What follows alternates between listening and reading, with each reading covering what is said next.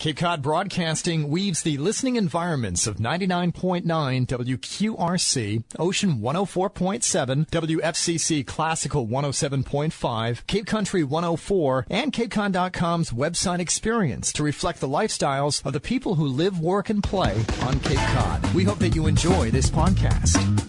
I'm Laura Reckford, and this is Sunday Journal. I'm here in the studio with Barbara Milligan, President and CEO of the Cape and Islands United Way. Barbara, welcome to the show. Hi, thanks, Laura. Nice to see you again. There is so much going on with the United Way this year since you came on board, and we'll go through some of those initiatives. But let's start with explaining what the Cape and Islands United Way is for our listeners who may not be familiar with it. And I know you like to always stress that it is a very local organization. It sure is. And sometimes people hear the United Way and they think we're a big national organization. And the fact is that's true. But all United Ways are local. So there are 1,800 United Ways across the country. And our United Way is independent. We raise money on the Cape and Islands, and we organize volunteers to really advance the missions of our local nonprofits and improve lives and build stronger communities right here on Cape Cod Martha's Vineyard in Nantucket.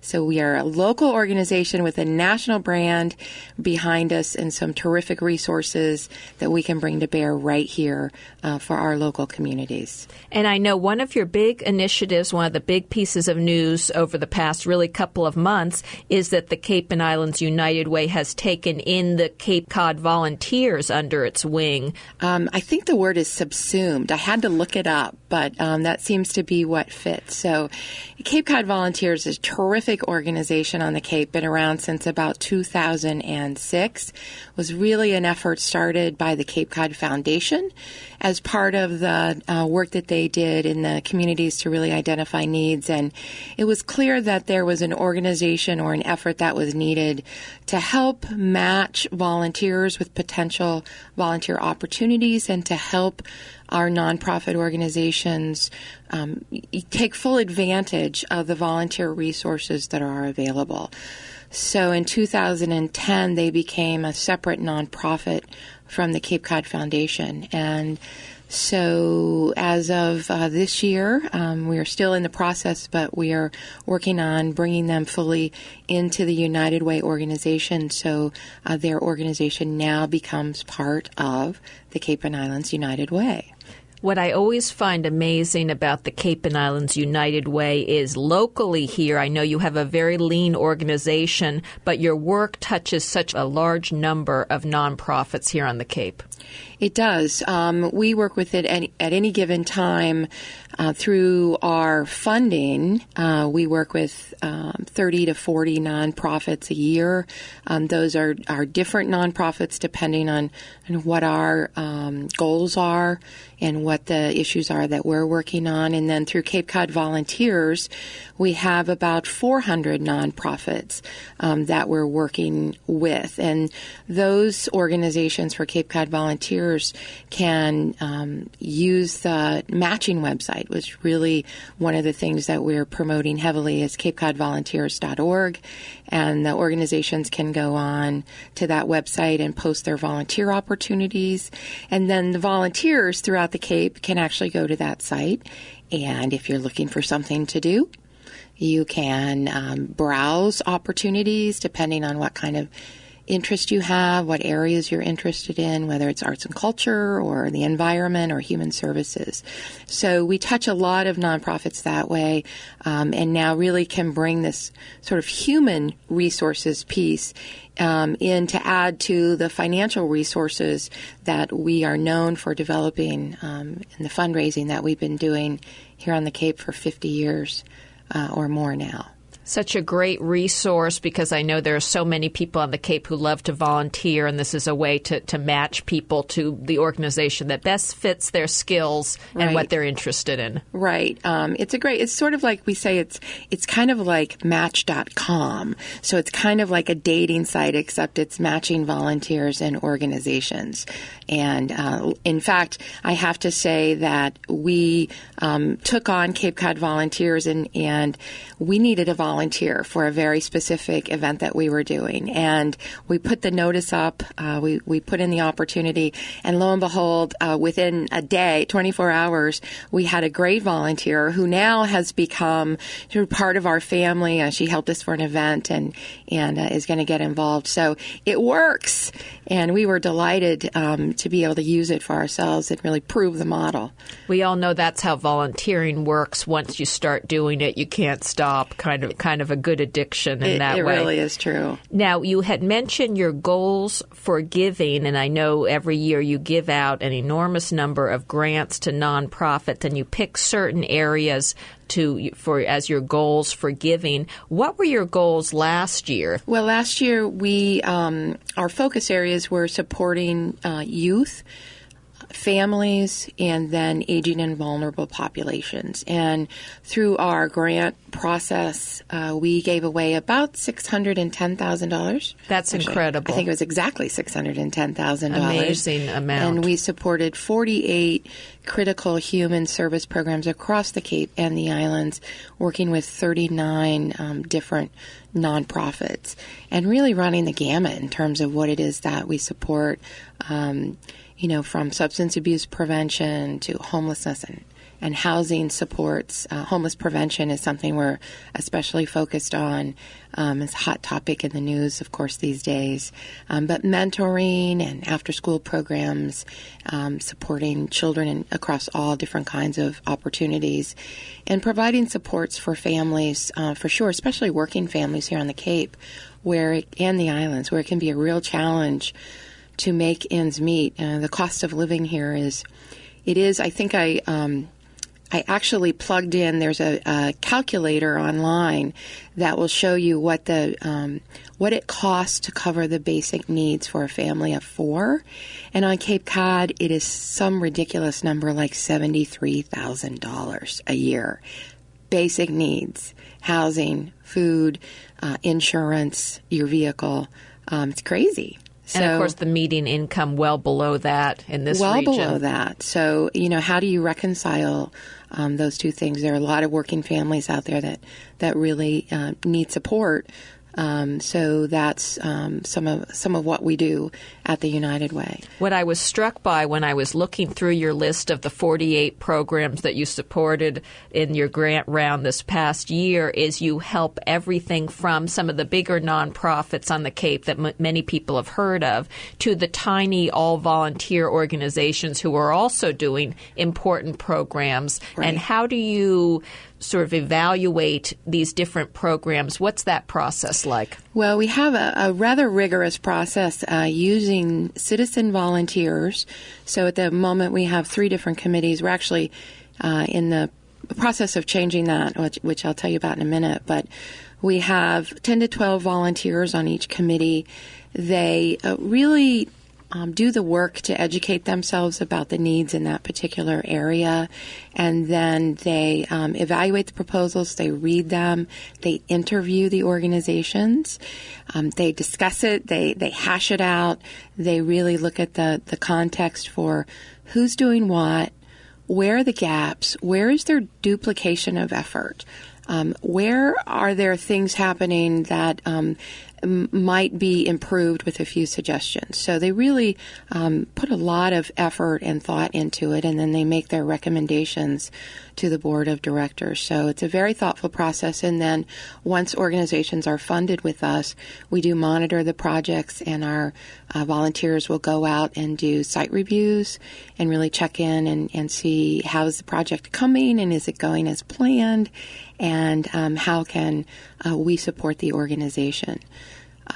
So we have some great volunteers, and it's actually a wonderful way for volunteers, speaking of volunteering, to get to know what the needs are on the Cape, and it's a pretty good education to be involved with the process. Very interesting process, rigorous, as you said, and competitive. I'm Laura Reckford, and this is Sunday Journal. I'm here in the studio with Barbara Milligan, President and CEO of the Cape and Islands United Way. Now, you had mentioned that you're making some changes this year in that process. Tell us about that. We are. We're really moving from a community investment model, which is, I would say, it's less passive in some respects, in that organizations are coming to us with ideas and we're supporting their work. The community impact model, which is really what a lot of the United Ways have shifted to over the last 10 years or so, it's more about really understanding what are the most pressing issues in our community, and then working within or organizing community coalitions and collaborations to address those needs and really identify long-term solutions. So if I could use an analogy, it's kind of like a shift from pulling babies out of the river who are drowning and just continually having to pull the babies out to organizing the community to figure out how are the babies getting into the river in the first place. So that's the shift. It's from just sort of the always putting your finger in the dike with the short-term solutions to the short-term needs to, yes, we will continue to do that because it's important and you have to do that. But at the same time, also turn our focus to what are the long-term solutions, and how can we work with other collaborators and other funders and these terrific nonprofits we have on the Cape to really organize those solutions. And I think what I'm seeing from this vantage point now, I've been a nonprofit on the director on the Cape for many years. Decades. And from this vantage point, I can see that collaboration really is key. We get so busy when we're trying to make budget and manage our employees and just carry out our missions that we can't always step back and see, all right, how could we all work together to accomplish something? So that's kind of the vantage point that the United Way has. And I love that I can look at the different nonprofits and begin to see, okay, how can we work together to really have a lasting impact and make some lasting changes? It's actually very exciting for me personally, and I think it's an exciting opportunity for those who are our board members and our volunteers.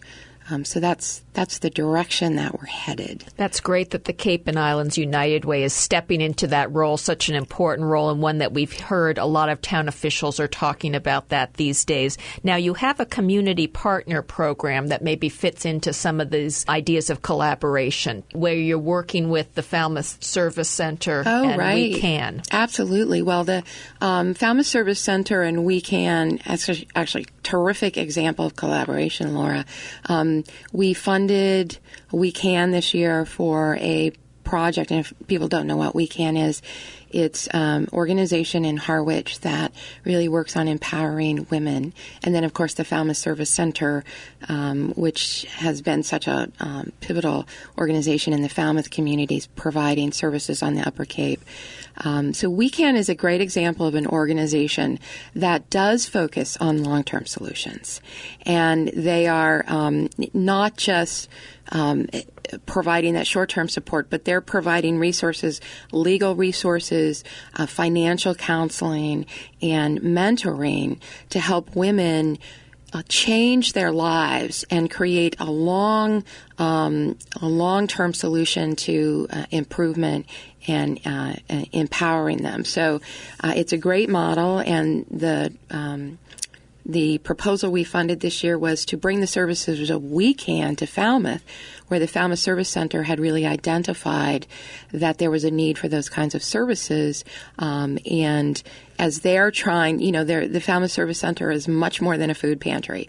They provide all kinds of services trying to help families be sustainable. So we are actually having a celebration on October 6th at Falmouth Service Center with those two organizations to really celebrate that collaboration.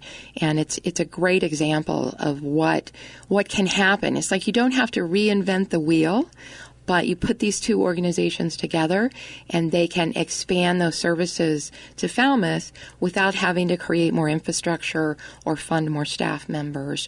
So it's a wonderful collaboration. Very interesting project there. And we have time in the couple minutes left to talk about your next round of grants in 2016. What are you focusing on for the next round? What are your goals? Well, as part of our shift to community impact, we'll be focusing on education, financial stability, health, and housing and homelessness. So what we're doing is we're really creating a community vision after consulting with dozens and dozens and dozens of people across the community and content area experts and community leaders. We've created a vision under each of those categories and real focus areas. So we're trying to focus in on specific issues and how can we move the needle. So that will be announced long about the first week in November, and we're very excited about the new platform that we'll be unveiling. And the way that process works is after you make that announcement, then nonprofits have a certain amount of time to make some presentations and proposals. Correct. They can prepare proposals based on the RFP that's posted, and then those will be due in January. And as you explain, you have a group of community members, volunteers, who hear about those proposals, and there's a lot of discussion about those. They read them and they rate them and they discuss them, and they do wonderful work. It's a great clearinghouse for the many different projects and the nonprofits that are doing such good work. And as you say, this new focus that the Cape and Islands United Way has on collaborations, really meeting a community need that we have here, where we have a lot of nonprofits, as you say, doing great work. How can people work together to get ahead of some of these issues on preventing some of the problems we have here? Right. And as you mentioned before, we have big organizations and we have tiny organizations, and there are some people out there doing great work, and we're really honored to be able to support their missions, and I think through both the fundraising that we do and through Cape Cod Volunteers now. So bringing volunteerism into our agenda and really being able to advance not only financial resources but human resources is very exciting for us. Very interesting stuff. And unfortunately, we're out of time. I've been talking to Barbara Milligan from the Cape and Islands United Way. Barbara, thank you so much for being with me here today. Thank you, Laura. I appreciate you having us. I'm Laura Reckford, and this is Sunday Journal. This podcast is a presentation of Cape Cod Broadcasting, which is solely responsible for its content. Thank you for listening. For more information, please visit us at CapeCodBroadcasting.com.